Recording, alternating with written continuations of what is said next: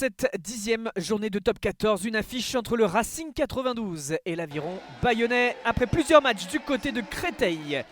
L'équipe du Racing retrouve Paris La Défense Arena à domicile cette saison. Les Racingmen sont plus que solides, tandis que les Bayonnais qui ont fait le boulot à Jean Daugé ont plus de mal à s'exporter, notamment 3 défaites consécutives à l'extérieur avec plus de 40 points encaissés. Et dans cette entame de partie, on sent l'envie des Franciliens d'envoyer du jeu, de mettre du rythme, surtout du côté de Paris La Défense Arena. Mais cette situation de turnover avec la pression mise finalement en contre-attaque par les Bayonnais, c'est bien fait.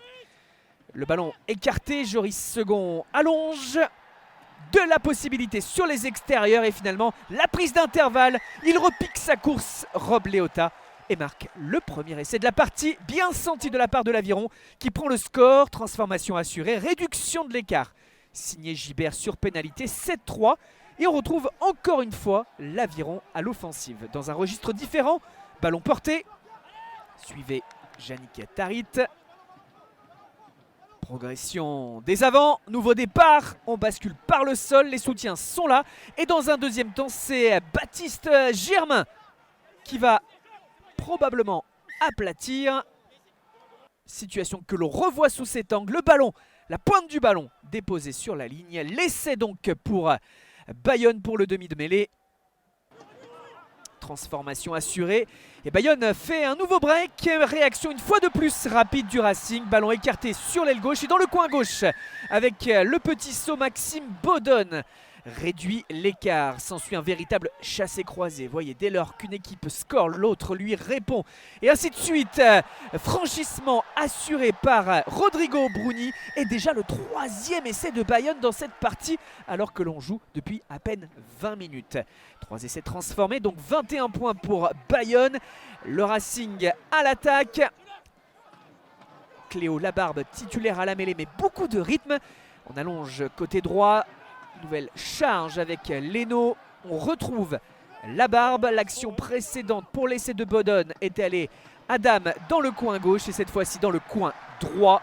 L'essai de Max Spring pousse lever les Franciliens avec ce deuxième essai. Des points au pied inscrits de part et d'autre et on bascule en seconde période avec toujours une équipe de Bayonne en tête qui mène 27-20. Mais le Racing montre un autre visage, plus conquérant, plus entreprenant.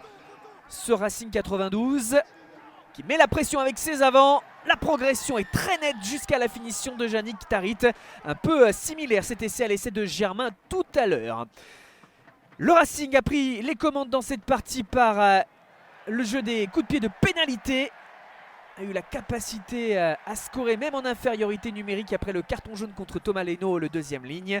Ça va mieux, hein, la confiance retrouvée à l'image de cette percussion de Demba Bamba, de ce jeu debout, de cette capacité à écarter. Encore une fois, cette passe spectaculaire qui permet le décalage. Surtout le surnombre sur les extérieurs. Et Max Spring qui va chercher le doublé. Il est déterminé, Max Spring. Si le Racing mène désormais face à Bayonne qui a pourtant fait une très bonne entame, le Racing peut espérer peut-être plus dans cette partie à condition de scorer à minima 2 essais encore. Avantage en cours sur cette situation, on se réorganise. Nouveau départ, Aura. Et le bras levé de monsieur l'arbitre Johnny Hill marque un nouvel essai. Le break est réalisé pour la victoire, mais on l'a dit, le Racing en cas de nouvel essai maintenant pourrait aller chercher en plus un succès bonifié. Et là, le franchissement il est signé Wilfried Huleux. Paris La Défense Arena exulte, explose. Le Racing 92 va conserver sa solidité à domicile et signer un nouveau succès. Bonifié après la transformation de Hugo Sun. Défaite frustrante forcément pour les Bayonnais qui avaient réalisé une très bonne entame mais qui concèdent un nouveau revers hors de Jean Daugé.